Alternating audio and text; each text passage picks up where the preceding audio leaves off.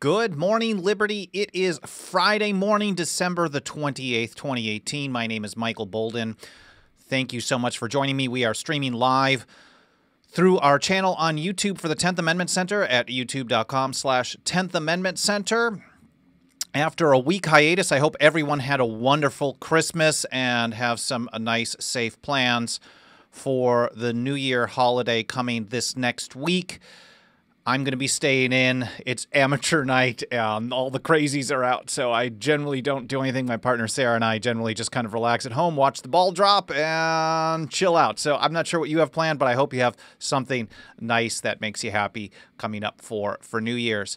And I appreciate everyone who's joining me this morning. I know there's only going to be a handful of us on a Friday morning, especially on a holiday week like this and after a few days off, but I want to say hi to Woodsider and everybody else out in the live chat. I appreciate you spending some time with me today. This is going to be a relatively short show. I just wanted to make sure that we got back on track, and I'm not sure what day I'm going to get back to the normal Monday, Wednesday, Friday, 9:30 a.m. Pacific time schedule next week, probably on Wednesday, January the 2nd, and then going forward, we're going to have the regular schedule back that has been interrupted by the holiday season. Hi to Existence as well in the live chat. I appreciate you being here with me. So hello, and whether you're watching us live here on YouTube or later on in the archives, also on YouTube or on Facebook, Twitter, Brighteon.com, BitChute, Keyport.tv, or anywhere else, or on the podcast, of course, iTunes, Spotify, Google, and soon will be elsewhere. I really appreciate you spending some time with me today. And again, I hope you had a wonderful Christmas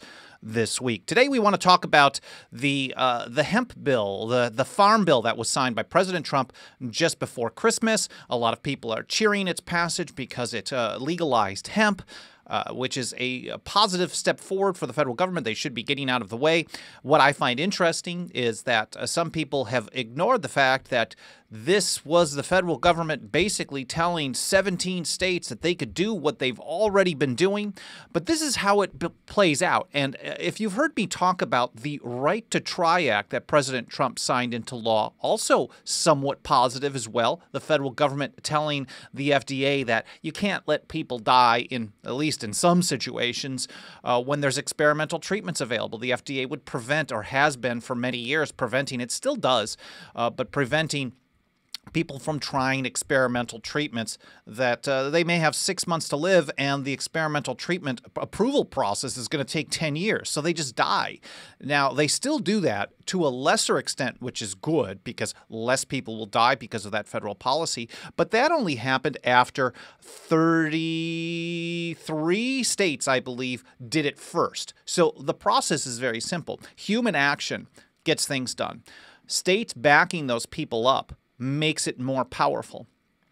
And then eventually, when enough people in enough states tell the federal government to pound sand, we're doing it anyways, sometimes the federal government comes around and says, okay, we're going to back off just to save face. That's what happened on alcohol prohibition. That's what happened on the Right to Try Act in regards to the FDA.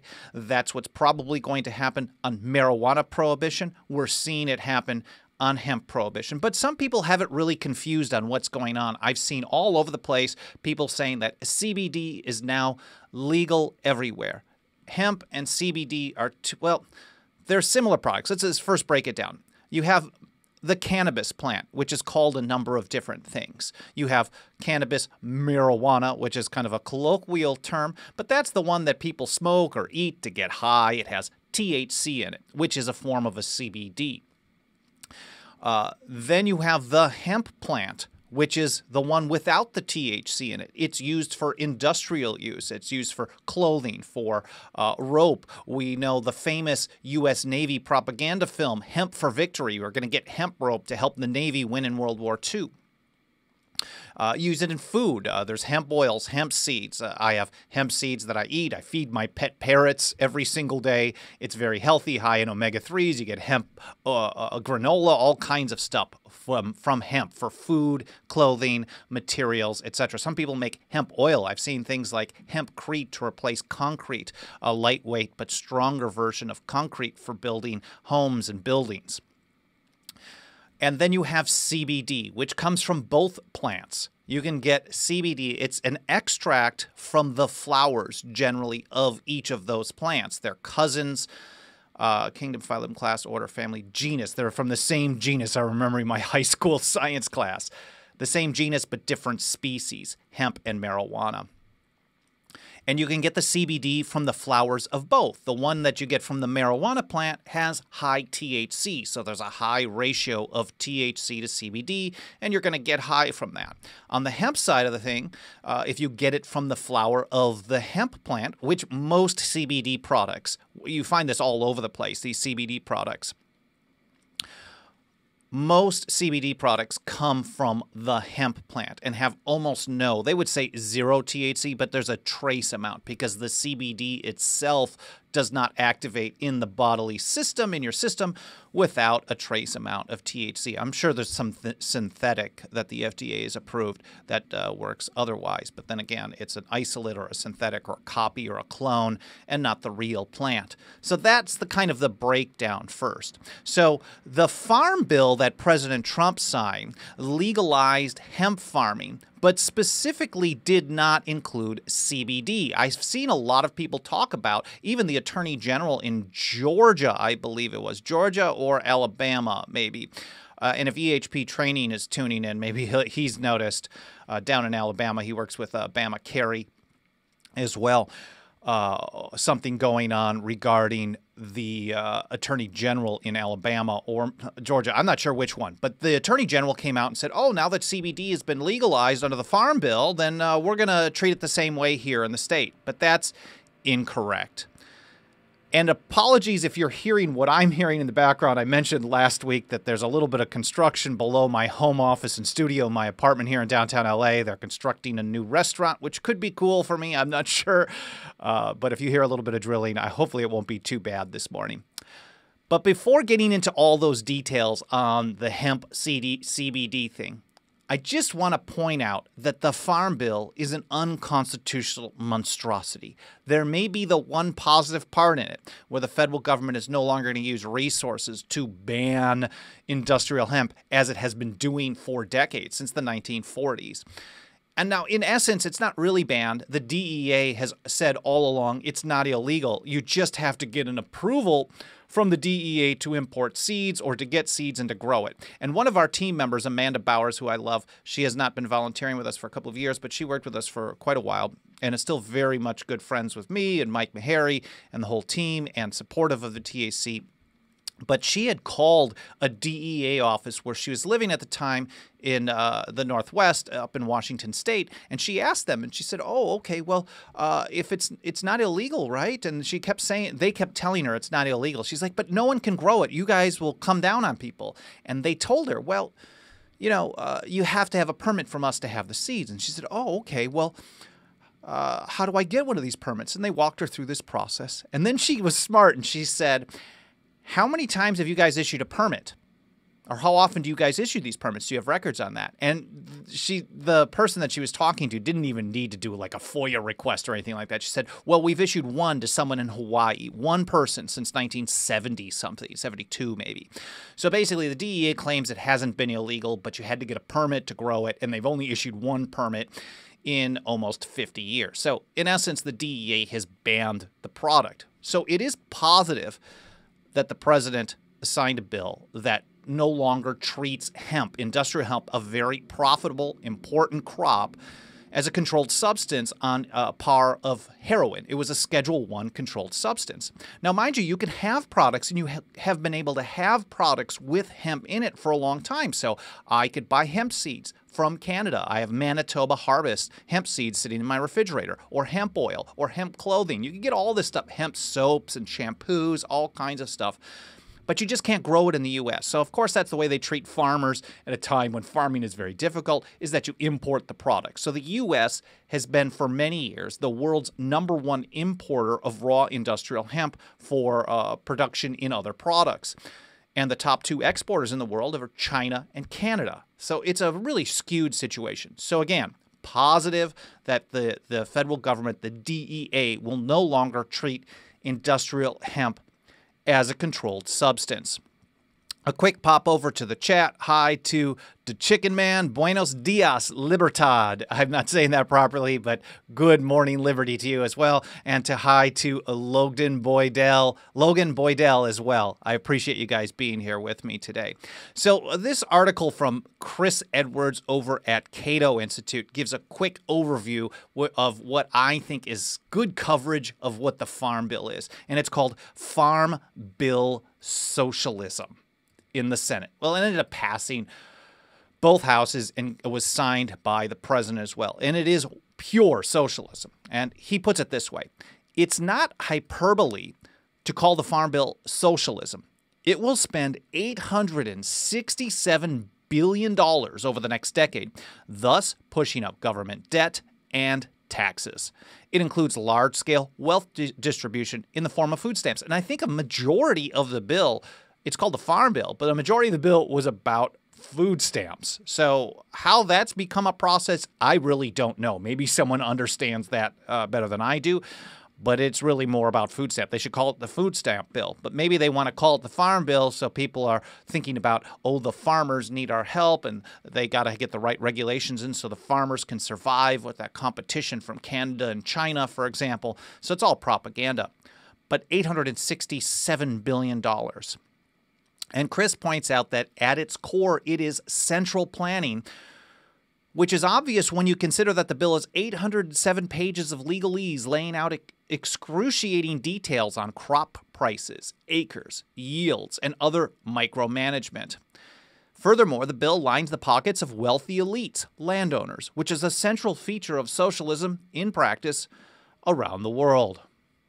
The bill does not represent incremental reform towards smaller government. It's an extension of big government programs. So the vast majority of the bill, there's one small piece where the DEA was descheduling, scheduling hemp, which is positive. But the vast majority of this bill is unconstitutional and really bad. I can't really quantify whether the positive outweighs the negative. I'm assuming that anytime there's a negative bill, if you can get something positive, you can appreciate that at least they included one thing that's positive. But we certainly don't want to cheer on this Farm Bill socialism once again. Chris Edwards points out one more time that many Republican senators, and I cannot stop harping on this because so many times I've heard that, oh, if you want to stop socialism, you got to start opposing Democrats, framing it in an anti-Democrat. And while I would think most Democrats are really bad on economic policy, the Republicans are crap too. And Chris points out that many Republican senators, mind you, this passed with a Republican majority in both the House and the Senate. This is not in any transition. This is Farm Bill socialism with micromanagement on crop prices passed by Republicans, signed by a Republican president, all socialists. He says many Republican senators who claim to be conservative voted for the Farm Bill socialism yesterday. This was back on December 12th. They voted for wealth distribution, central planning, and ultimately higher taxes. So just wanted to point that out because it's important to reiterate that even though I'm going to highlight the positive one piece of it, the descheduling of industrial hemp, that probably 99% of the bill is total garbage. So let's get into this report that Mike Meharry published for us just the day after Christmas on Wednesday the 26th. Feds legalize hemp but not CBD. States can continue to nullify prohibition. So again, in the bill itself, there's a lot of hype from certain quarters. So people in the natural health world, people who support industrial hemp, farmers, for example, and groups like Vote Hemp, etc. This is all very positive. They want to focus on the issue that's important to them, and I understand that. So on December 20th, Mike writes, President Donald Trump signed the 2018 Farm Bill, which includes provisions to legalize industrial hemp. But despite removing the plant from the list of controlled substances, the federal government still bans the sale of CBD products under FDA rules. Bans. It is 100% banned. So you've got industrial hemp, which you can have as a food product. You can have grains or a seed. You can have the stalk. You can have it in clothing. You can have it in oils, granolas, whatever it may be, granola bars, snack bars, whatever. However people want to consume the industrial hemp plant, however they want to use it, is no longer going to be classified as a Schedule I substance, and that means no one can stop it from interstate commerce, supposedly. We'll see how it plays out in the future, but that's how it's supposed to play out. So this also ensures that hemp-derived cannabidiol, I always get that, cannabidiol, CBD, can no longer be regulated as a controlled substance by the DEA.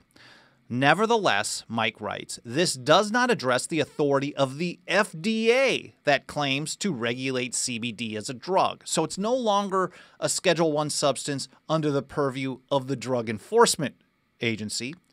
Hemp, if we're breaking down marijuana, hemp, and then CBD, which could come from either, marijuana is still Schedule I substance to the DEA because it has THC in it. CBD from marijuana is a Schedule I substance because it has THC in it.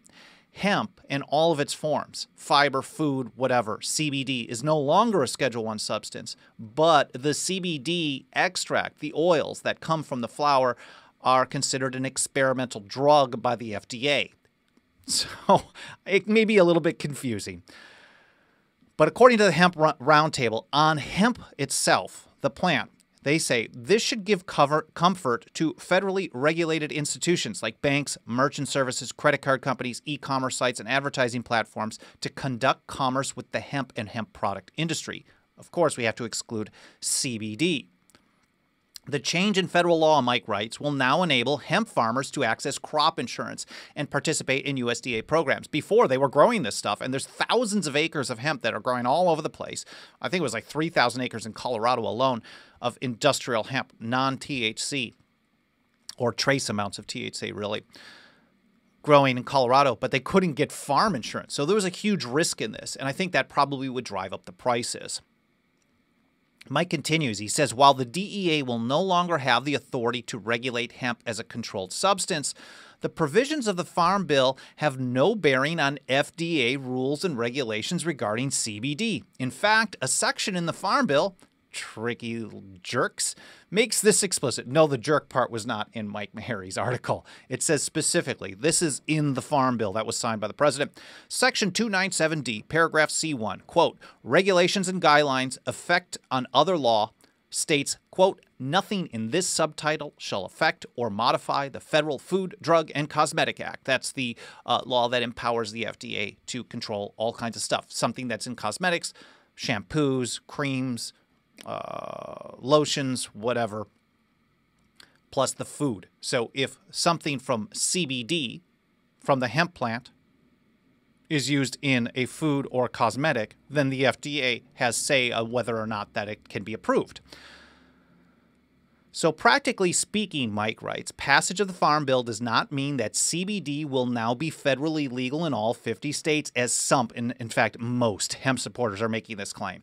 In fact, the FDA still maintains a strict prohibition on the sale of CBD in the U.S. So cannabidiol, again, it's a substance that it's extracted from the flower of the marijuana or the hemp plant. Marijuana illegal, according to the DEA, although you can get it all over. If you're in a marijuana legal state or medical state, generally at a dispensary, you'll find the marijuana version of CBD available in those stores. Here in Los Angeles, if you go to a retail store, a recreational marijuana store, like a chain, MedMen. It's basically the Apple store. And when I say it is really fancy, the Apple store of weed. You go there and there's all kinds of customer service reps with iPads and stuff walking around showing you how to do stuff, explaining things. Well, the CBD products, they have oil, different concentrates, they have food products with CBD. Those can only be sold if it's from marijuana. You can't even get the hemp version of CBD products at a marijuana dispensary. You have to get only the marijuana version. Now, the feds think that's totally illegal. So California and the people who are buying it are nullifying the DEA and the federal government on that. The hemp-based CBD is what's available in your corner market, your grocery store. I can walk down to the market down the street and pick up hemp-infused tea or CBD-infused tea, etc. So the issue here is that the FDA classifies, and this is what Mike Meharry wrote, CBD, quote, as a drug for which substantial clinical investigations have been instituted. And under federal law, Mike continues, the FDA maintains full control over the regulation of drugs, and any substance classified by the FDA as a drug or an investigational drug cannot be marketed as a dietary substance. So around 2014, the FDA decided to start treating CBD from the hemp plant as an investigational drug. It was going through trial basis. They've actually approved a big pharma, it's a clone of it called, man, I wish he included it in this.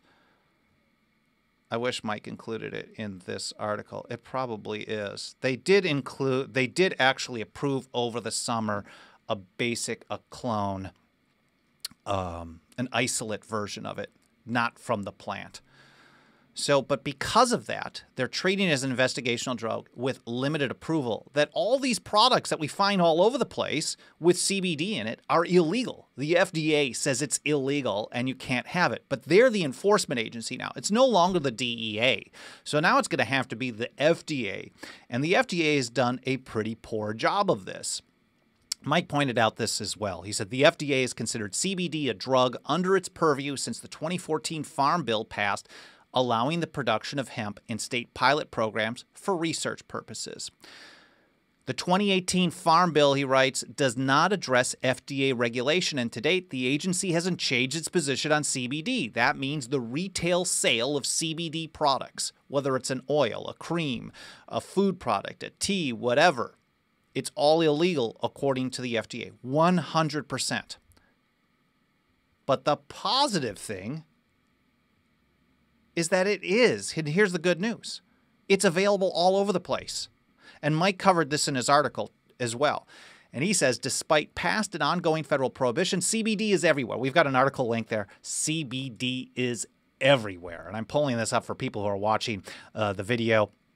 CBD is illegal everywhere, but it is available. He's got a picture of a sign from his walking down the sidewalk in his neighborhood in Lexington, Kentucky. Now available, hemp, certified pure CBD sold here. But you can find this all over the place. It's extremely popular. There's been a Consumer Reports buying guide on CBD, which is 100% illegal according to the FDA. The New York Times has covered it. And Mike points out that New York Times article. They asserted with CBD popping up in nearly everything, bath bombs, ice cream, dog treats, it's hard to overstate the speed at which CBD has moved from the Burning Man margins to the cultural center. This is from the New York Times. CBD is all over the place, but the FDA has maintained that it's illegal all along. Business Insider, a report says the tsunami of CBD-infused products has hit so suddenly and with so much force that marketers have strained to find a fitting analogy. That's from Chris B., whatever his name, a former Coca-Cola and AB InBev executive. He called it the new avocado toast. So it's really trendy, it's fast-moving, it's all over the place, it's available everywhere, but the FDA can't do anything about it. And now the DEA is out of the loop as well. So it's now just relegated entirely to the FDA. Will we start seeing FDA armed raids? I'm assuming not. They haven't happened all along. And there's too much political backlash that would probably happen. And this is how nullification plays out. Individuals make choices, and when enough of them do it, it proves that markets are more powerful than government. Human action, markets are the way to go. Mike also linked in his report the FDA position on enforcement, which is pretty cool. According to the FDA, Mike writes, the agency prioritizes enforcement based on a number of factors, including agency resources and the threat to the public health. FDA also may consult with its federal and state partners in making decisions about whether to initiate a federal enforcement action. Now, the fact that CBD is available in tons of products, it's available all over the place, it's available in all 50 states, it's in food, it's in beauty products.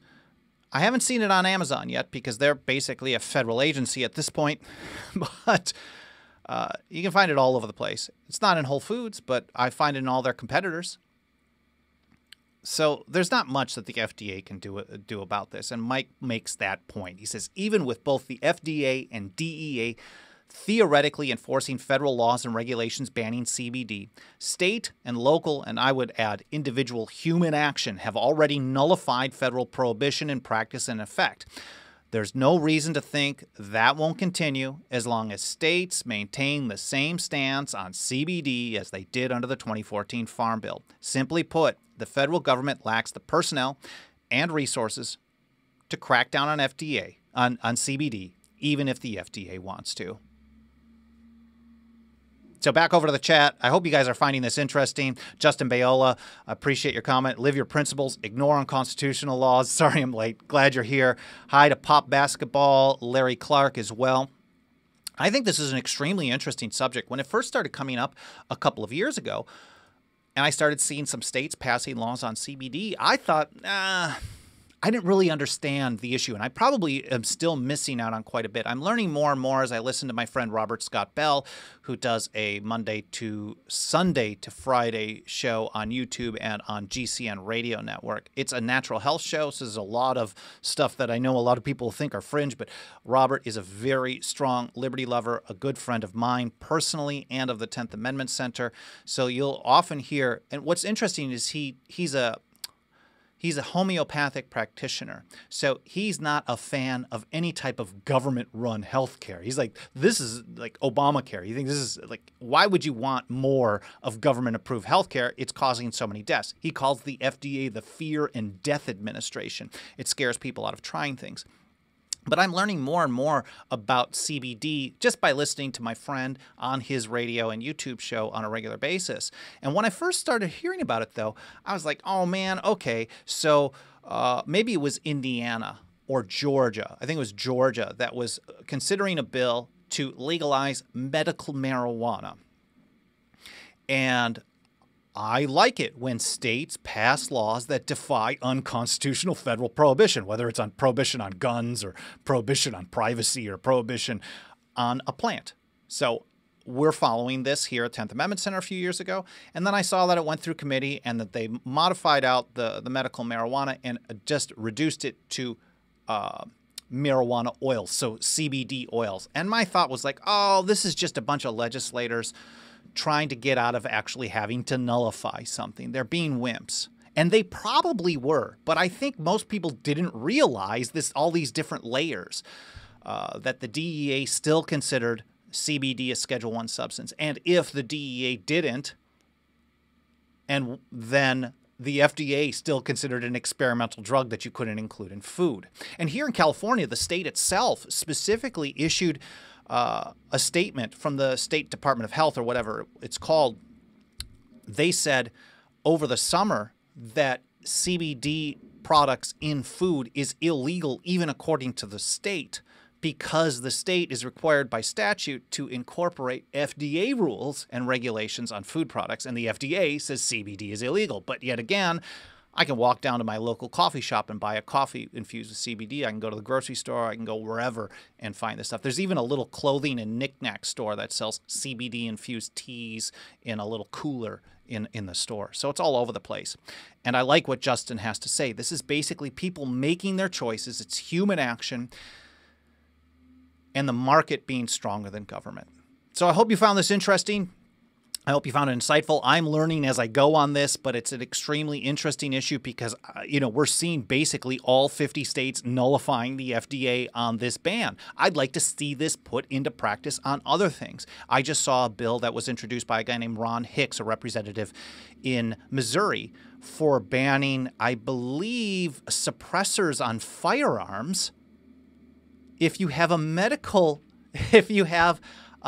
note from your doctor that says you have a hearing issue or something like that. So I think people are going to really start wising up. Like we've been advising, and applying these same very effective strategies to other issues. Time will tell. We'll be covering it, of course, going forward now that nullification season is just about in full swing, just after the new year. I will definitely not have a show on Monday, New Year's Eve. I hope everyone has a safe and happy and fun New Year's Eve, whatever you're doing, whether you're going out and whooping it up or just hanging at home watching the ball drop like Sarah and I are doing, having a little nog or something like that, relaxing. So I hope you have a wonderful New Year's. Happy New Year to you. A very prosperous, healthy, and safe New Year's Eve to you. And I'll see you next week. Very likely it'll be next week, Wednesday, and then going forward every Monday, Wednesday, Friday at 9:30 a.m. Pacific time as normal. I appreciate everyone who spent this second half of 2018 with me doing this show, Good Morning Liberty. I'm learning a lot, hopefully getting a little bit better as I go, and I'm excited about what we have in store for the next year. So thank you again for watching. Have a great weekend, great holiday, and I'll see you next year here on Good Morning Liberty.